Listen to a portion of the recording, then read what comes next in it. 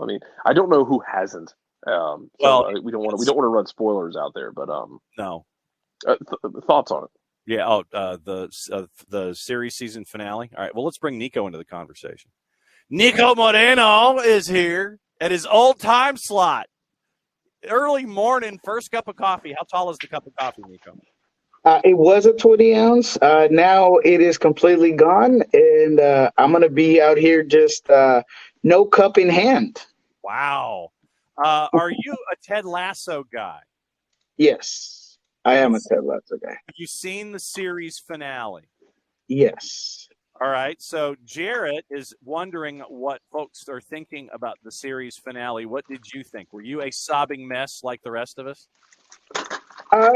Slightly emotional. I'm not sure if, sobbing would be the correct word, but, it was emotional. It was a nice roller coaster. I have to give credit to, the ending. It did a good job in that final episode to, kind of bring you up to high emotional levels. You kind of thought that Ted was going to stay for a little bit. You didn't know if he really was. Maybe he was going to change his mind, right? So I thought it was great. The soccer game in general was pretty cool. I love that they used the set piece strategy that they had, kind of used a while back in the beginning of the show with the lifting of the arms. I'm right here. So I thought it was great. I really enjoyed it. All right, Jarrett, what did you think about the series finale? So did he disappear on me? No, I'm here. Okay, so what'd you think? No spoilers. Okay, no, we're not going to spoil it, you heathens. No, but there's no spoilers. Oh, oops. Oh, you're fine. No spoilers. Yeah, so first of all, we on the East Coast are mad at Apple for pushing that thing back to 9 p.m. Pacific time. A bunch of watch parties got screwed up by that one, but I liked it. I'm fine if they just stop the whole thing there. It is an absolutely huge intellectual property at this point. Oh my God! They might decide to keep going in a different way with it, but it checked all the boxes. Yeah, and you don't. And I like that you don't have to literally spell every single thing out to check the boxes and to get everything across the line. But I enjoyed it, and I think y'all will too. If you're leaving right now to go watch it, that's fine. Will, whatever. If I just ruined it, I'm sorry. Rocket, no, you're good. No. Will, whatever high propulsion rocket you are building in the middle of Huntsville, possibly for that stadium, it can wait an hour and a half. It can. All right. So the reason we bring Niko in on Thursdays is to discuss the week that was, and really it was last night that was.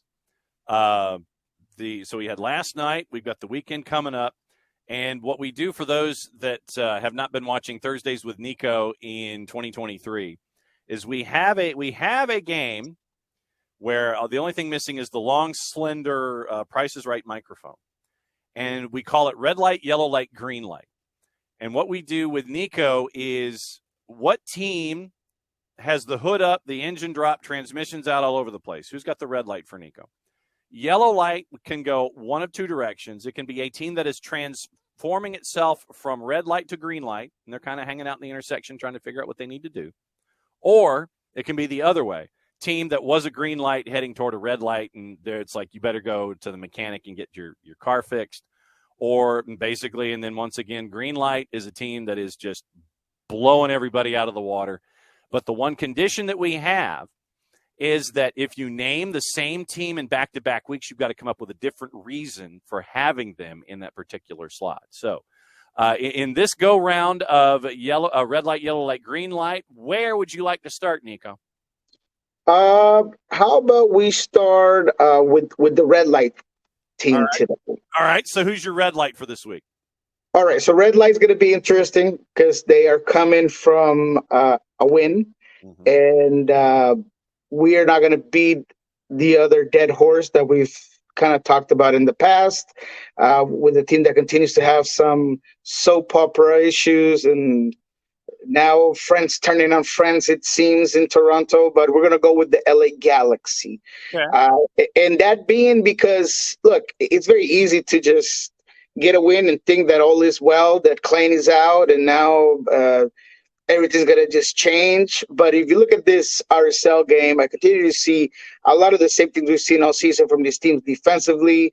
I thought that RSL could have very easily equalized that game. There's still struggles offensively. There was a couple of moments where, yes, fantastic shots mid-range and just things were going LA Galaxy's way for once, but it's only their third win of the season. They are still tied for 26 goals, most conceded in the Western Conference. They have the worst goal differential. So none of that has changed. And now we have a Douglas Costa situation that might be legal. He's already been like a zero, right, for this squad, a non-influential DP and just a big hole in your salary. But at the end of the day, you have a little bit of hope. Is he going to come back? Is he going to do something? At least to drag out some defenders and, do a little something for this team. Now that's gone.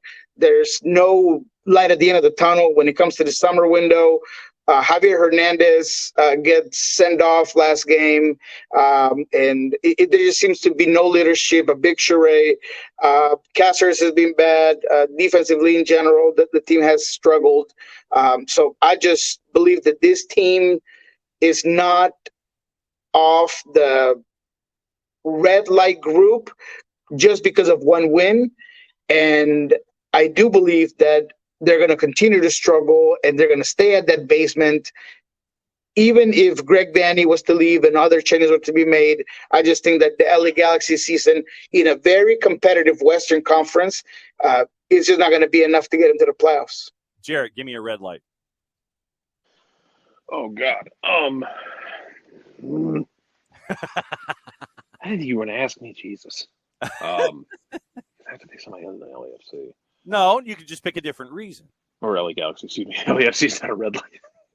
LAFC's well, after being down 2-0 early last night, they could have been a red light. Hey, man, LAFC's not a red light. LAFC just, skipped through. If you ever watched MXC back in the old days of Spike TV, where, you had to run across the stones that kept, sinking and not smash your face. Yep. That's LAFC. They got across last night.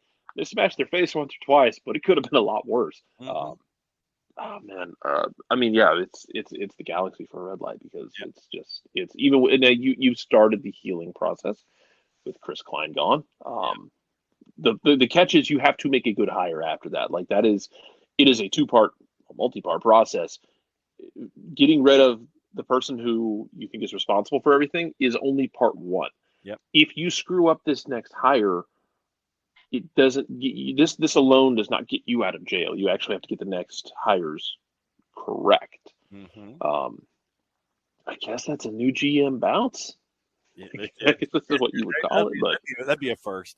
Yeah, man, it would be. Niko, who's your yellow light this week? All right. So, I could go East Coast with the New York Red Bulls teams that I've started to really like what they're doing. They're solid defensively. They just were able to grind out a win at Fort Lauderdale.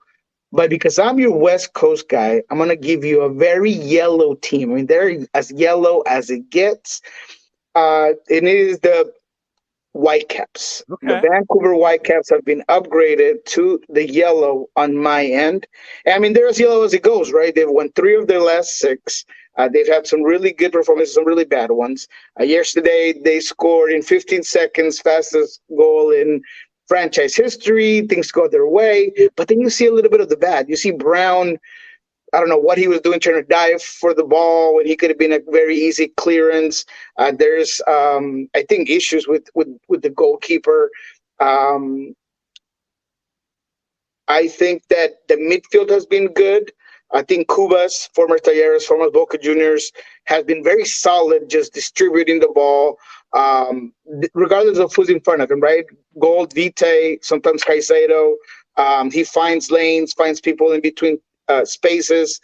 But again, this is another team that we still don't really know what we're going to get out of them.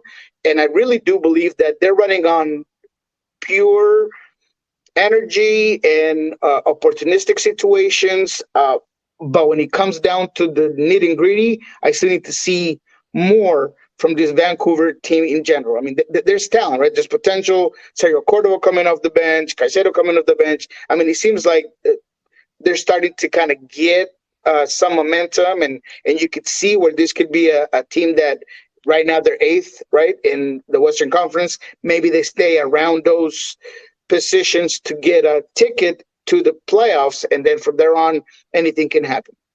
Jarrett, who's your yellow light this week? And remember, you can go in either direction, red toward green or green toward red. I'm going to take Sporting Kansas City going towards a green light. Tentatively, it's nothing set in stone with Sporting Kansas City, but my God, it's better than early in the season where after 4 weeks at one point, they had more red cards than they did goals scored. It was as bad as you could possibly have written the start to a season. They get the win against Dallas last night. Excuse me. They've started stringing together better performances. Not all of them are wins.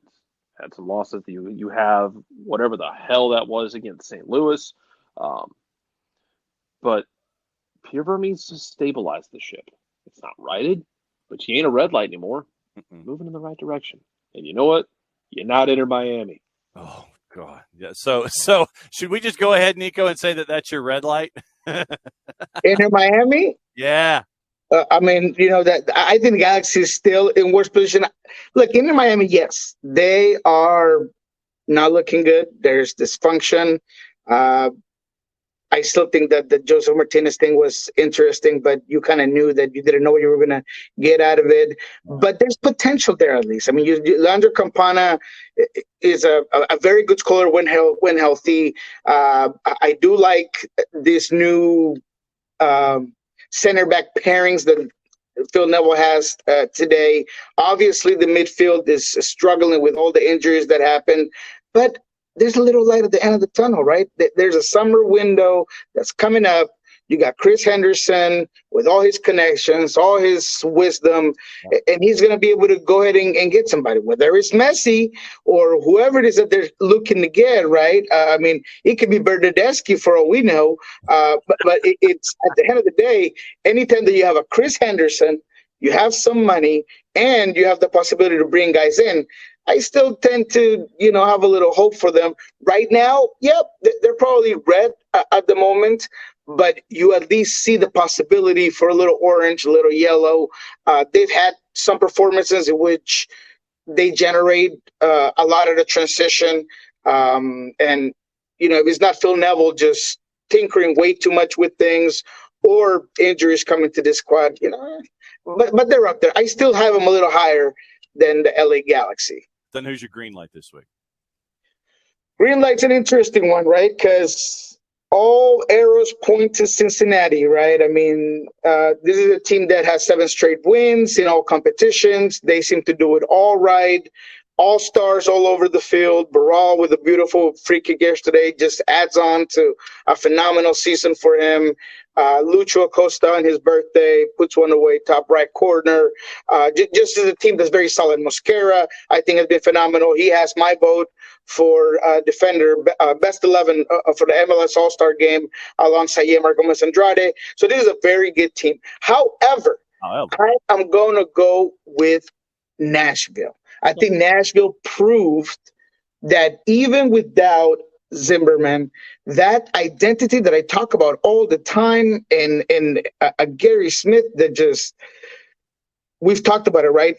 He's a coach, and this is a franchise that maybe could get a little bit further up, but just this game against a very good Columbus team, and Hani Mukhtar just disrespectful all game long, including that last goal where he kind of just waits on the defender, then puts him on skates, then puts it away. I mean, this is a team that, again, he murdered Hayden Morris. It was amazing.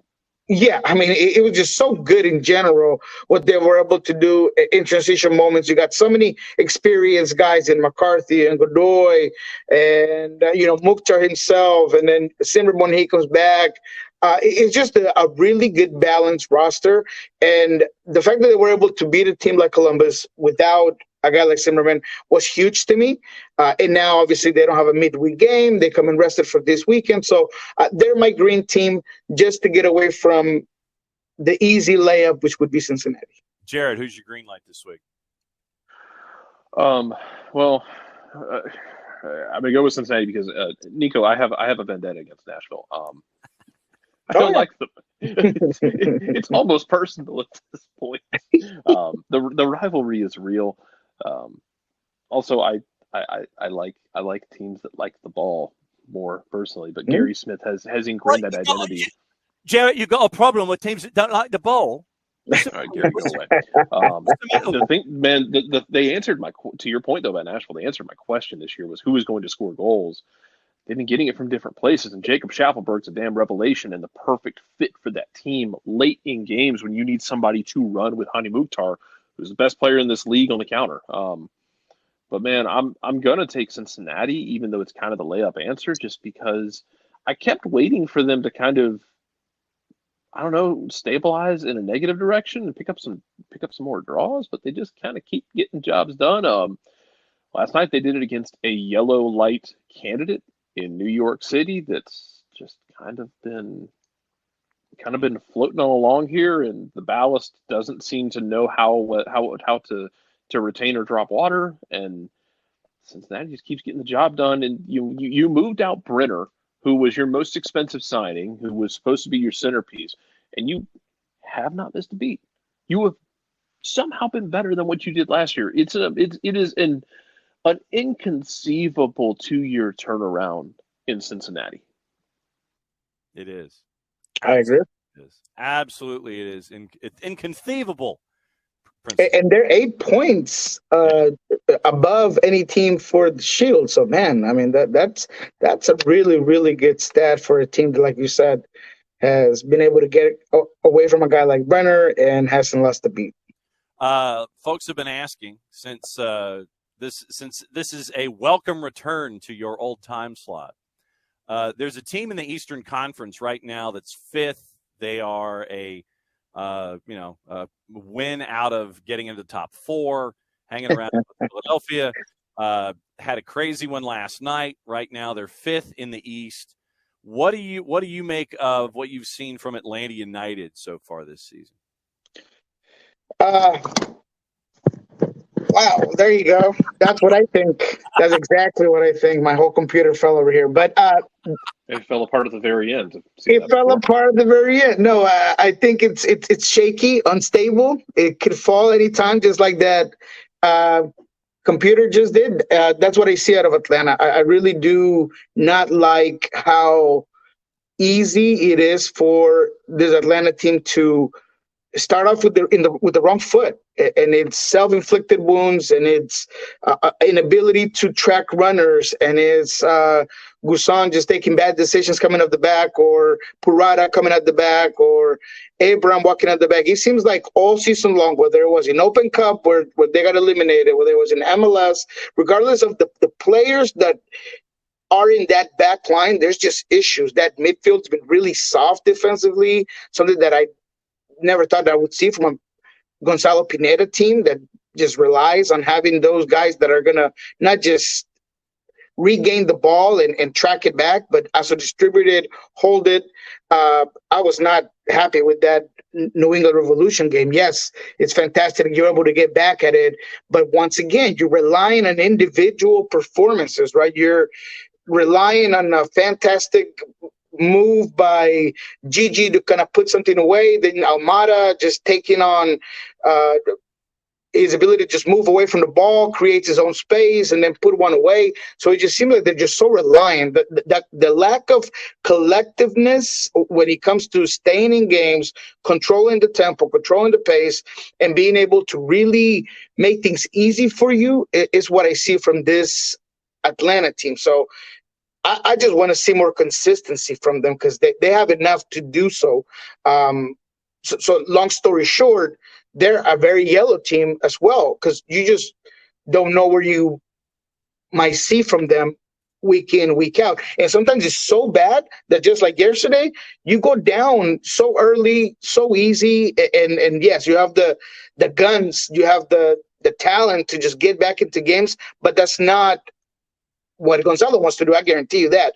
And that's not what makes a championship team. You don't want to go toe-to-toe Mexican boxing style, Morales against Marquez in the middle of the ring, just exchanging blows. That's not what you want to do. You want to be able to really control the game, and that's what Atlanta has not been able to do.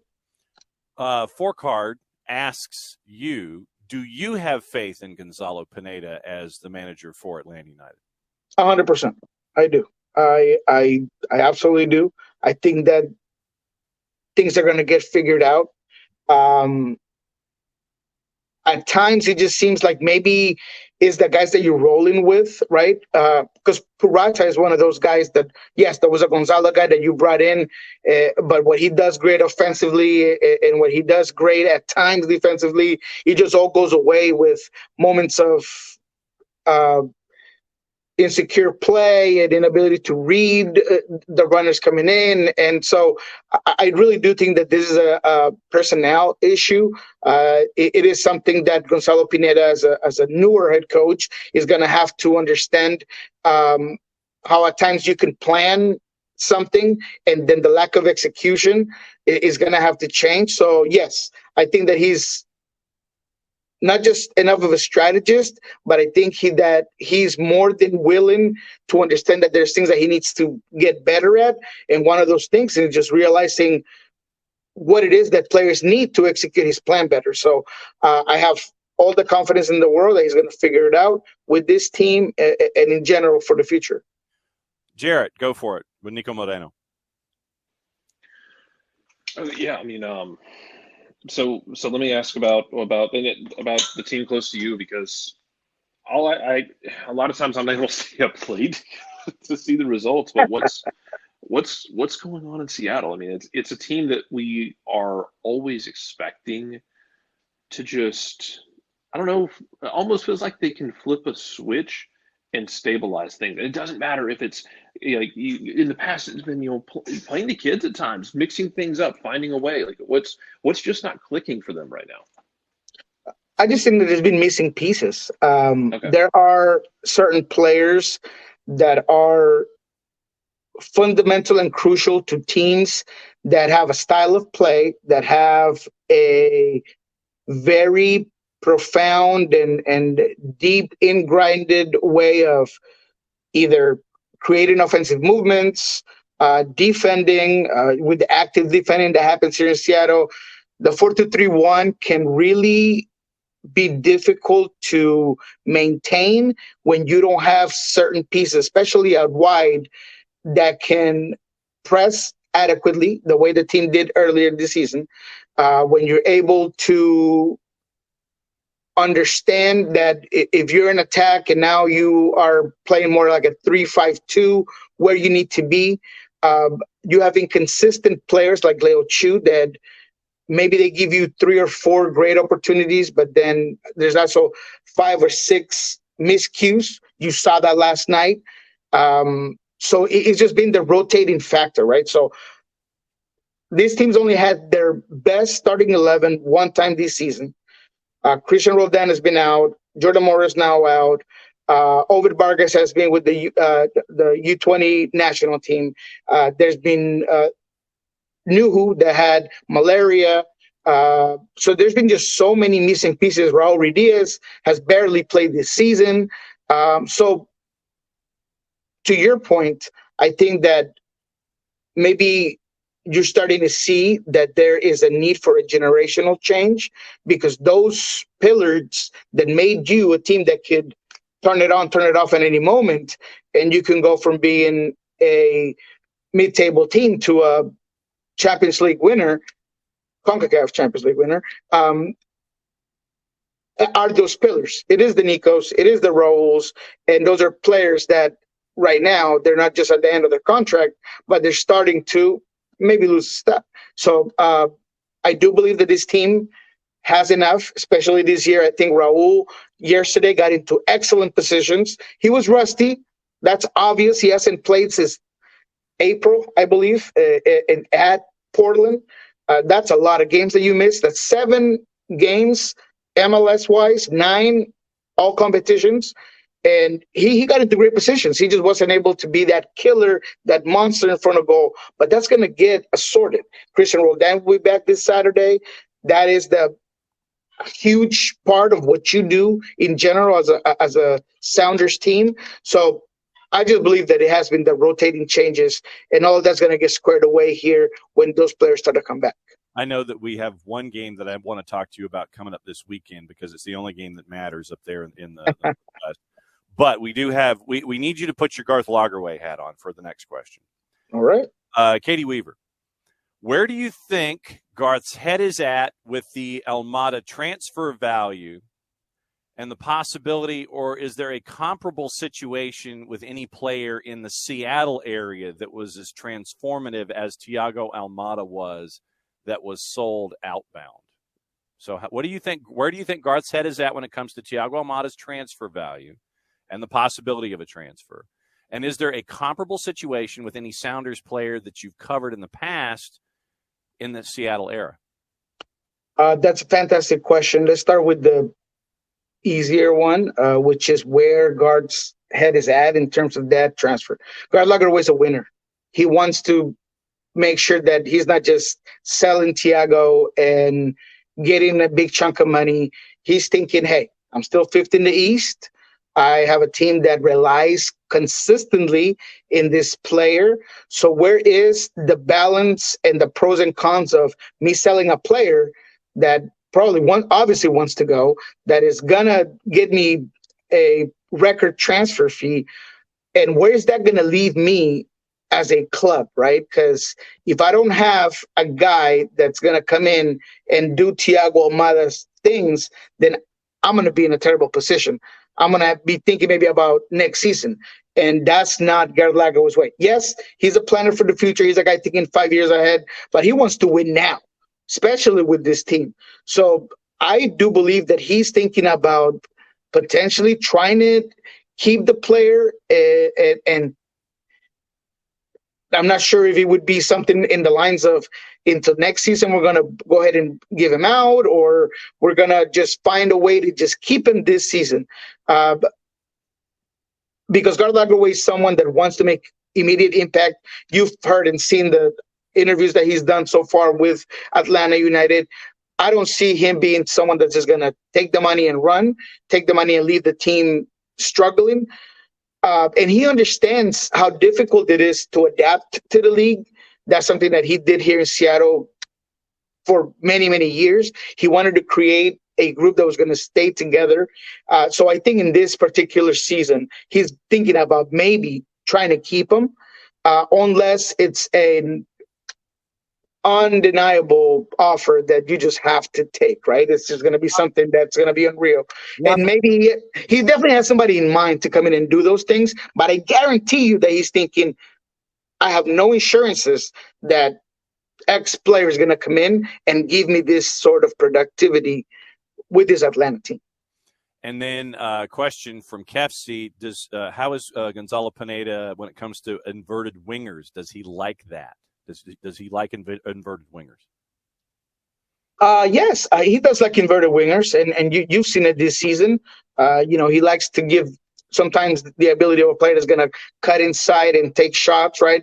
Especially when maybe there isn't a solidified nine. So maybe with Gigi, he's going to want to have more of a natural right-footed winger and left winger.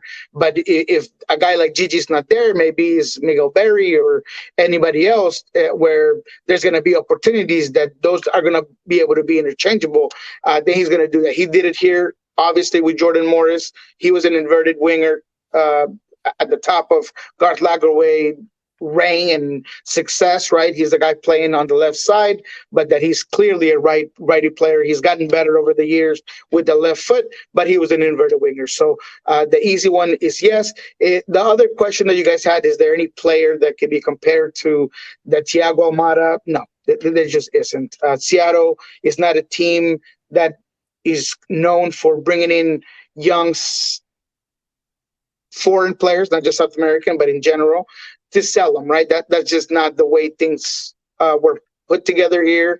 in the Pacific Northwest. And if there's something that I think Garth does well is adapting to certain philosophies of the club. And in that mindset, there's no player that had any sort of a potential or value of a Thiago Almada. One more question before you go, and thanks again for coming back in your original time slot. It feels like old times having you in here with the first cup of coffee. Yeah, we might have to start it up again. Yeah, we ain't going nowhere, brother. So if you wanna come back on 10:30s on Thursday, like always, since it's the off season for school, you are welcome in at any time. You want to come back at 10:30 Eastern. All right. We always like to preview the weekend ahead, but there's one game, one game that I think engulfs the entire Cascadia region this weekend. And you might know this one because it's happened a couple times, and there are two teams that really don't like each other. 4:30 Saturday afternoon, 1:30 Pacific time. Portland and Seattle, Cascadia, again. Seattle is a minus 169 in the juice boxes. Your draw in the composite, courtesy of our friends at Odds Portal, is a plus 315, and Portland is a plus 426. What say you, Niko Moreno? Tough game, obviously, not just because of what it means to the Seattle Sounders coming in from a frustrating loss in a game that you had an XG of almost 3 and you weren't able to put one goal in. They completely dominated the pace of game. They were all over a San Jose team that, with Luchi Gonzalez at hand, just understands and knows how to read moments, and they frustrated the team. There was also a little bit of rust, a little bit of unlucky moments, and what I've been saying this whole time, which is that last pass, those last moments just have not been as precise. Into this game, Portland's had the number of the Seattle Sounders for ever since Gio Tavares took over that team. In the last 3 games, they've outscored Seattle 9 goals to 2. Mm-hmm. I mean, that's unreal. That is just a crazy number for a team that has the ability to, I don't know, raise the roof for those games. But that's been the issue. Brian Smester, the last time they lost at Portland, a game that they were winning early, a game that at the time I blamed Brian for getting a little too greedy, went for that second goal instead of locking it down. Asprilla does a bicycle kick, and it's all history from there. So if there's something that Seattle hasn't been able to do, is come to this game with that mentality of this is the Clásico. We're going to have to be different. We're going to have to be chippy and physical, and we're going to make it grindy and nasty. I think part of that, and that's just my opinion and something that Brian completely denied, is the fact that Seattle has been globally successful for the past 6 years, and Portland hasn't. So I don't know if at times Seattle just didn't feel like they needed to come into this game with a certain type of mentality, but Portland certainly does. And Portland wants to make sure that they rub it in your face. And last time when you hung up that banner with the CCL championship and all of that, they made you look silly. So Brian barely talked about it yesterday. We tried to get a little bit of something about it. He said, it's not about me thinking that this game is big. It's about them. It's about the players. They need to make sure that they come in and realize that this is a do or die, regardless of where we are, regardless of what's going on. So this is going to be a tough game because of what's going on both ends, injuries on both sides, inconsistencies on both sides. Regardless of Seattle being top of the West, I think this is going to be a draw. That's going to be my theory onto this game. I think that whether it's a 1-1, a 0-0, this game is going to end up in a draw, and that's going to be a big thing for Seattle because they've been unable to even tickle this Portland team over the past few seasons. At a plus 315, that is where Niko's head lies at 4:30 Eastern time Saturday afternoon on Cascadia, Portland visiting Seattle. What's going on at Soccer Bar and Pulso Sports? Soccer Bar, Pulso Sports. We just had a fantastic interview with Miguel Traujo after yesterday's game. We talked to him about, obviously, the win in Seattle, but also his visit from Juan Reynoso, Peruvian national team coach, what's ahead for him as a potential call-up in the friendlies that are coming up against, I believe, Japan and Korea. So that's a real good one. We're going to have that up here by this afternoon. Soccer Bars today at 1 p.m. West, so Pacific time. So check that out. It's going to be a good one. We're going to talk about everything that happened midweek. We're going to talk about, obviously, LAFC. What are their chances? And we're going to have a really, really good interview with Christian Espinoza that also talked to us last night. Obviously, having a almost MVP season, great, fantastic player for San Jose. So really, really a couple of good things on both Soccer Bar and Pulso Sports. El Rolo at El Rolo NW, at Sports Pulso, at the Soccer Bar. Niko, it's great to have you back on Thursday morning, my friend. Go get that second cup of coffee, and we will catch up with you next time. Sounds good, boss. Thank you, guys. Be good. Thanks, Niko Moreno. All right. Now, Jarrett, question is, in our production chain, a story has come out. And I'm not happy about it. Well, is it worthy of the Sounder? Is that where we're going with this? We are. We can just talk about it. Like, well, I mean, we don't need the Sounder for it yet because I don't know the sourcing if it's good or not. Also, the 3-letter Scottish paper, and we always take the 3-letter paper at its own. The Scottish one's a little bit better than the English one. Okay. The Scottish paper, the Scottish 3-letter paper, is reporting that Tottenham is set to make Ange Postecoglou their new manager with announcement imminent. Yes. So there you go. Yeah, we'll hang on to that information. We're probably going to have, because it was a very busy day today, we're probably going to have a special back page coming up later this afternoon because there's news out of Everton, news out of Leeds. It's kind of weird and creepy. So there's news in the Premier League, news about transfers, news about other stuff going on. What else is on your mind before we go?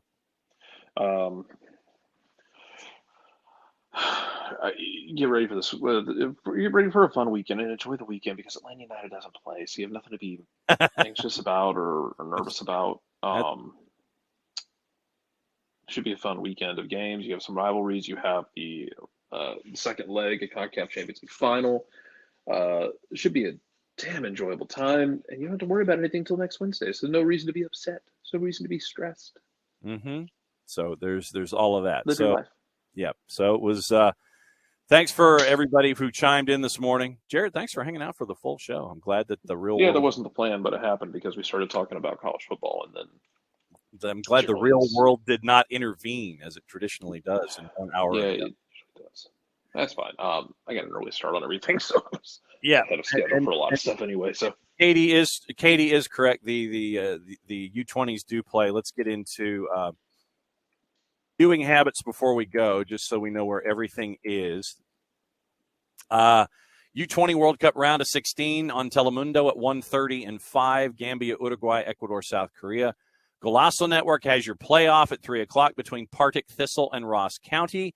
They also have the Argentine Primera at 7 and 8:30, Sarmiento and Newell's, Arsenal and Boca Juniors. The Plus has Stuttgart and Hamburg, the promotion relegation playoff in the Bundesliga at 2:45. Fox Soccer Plus is your simulcast for the U20 round of 16. And once again, Paramount Plus is your simulcast for what you see on Golazo Network. So it is a pretty decent day for just catching your breath after a late night in a bunch of different fronts. And we'll be back at it tomorrow. Normal show tomorrow will be on at 9 because we have conference calls with coaches at 11 involving Atlanta United 2. We'll catch up with Steve Cook and get prepared for the broadcast on the weekend. 9 o'clock start, normal half hour, 9:30 Beyond Goals. It should be Michael Parker's this time. And then 10 o'clock Weekend Whooper on patent pending trademark coming sooner rather than later. No Atlanta United to talk about, and so we'll talk about the other news of the morning there as well as we end up. The NPSL Southeast show will be out tomorrow as well, catching up on the interviews that will include 5 good minutes with Jared Smith talking about Apotheos. So we will catch up with him on that. And the NPSL Southeast show is going to be posted on Friday as we get ready for another weekend in the NPSL Southeast. So, Bam, glad you could hang with us for the entire show after having survived an afternoon watching CONCACAF Champions League. Jarrett, if you would please, sir, send us home. Mucho platillo. what he said. Since it's the end of the show, that means we get to do this. Back at it again, 9 o'clock tomorrow morning.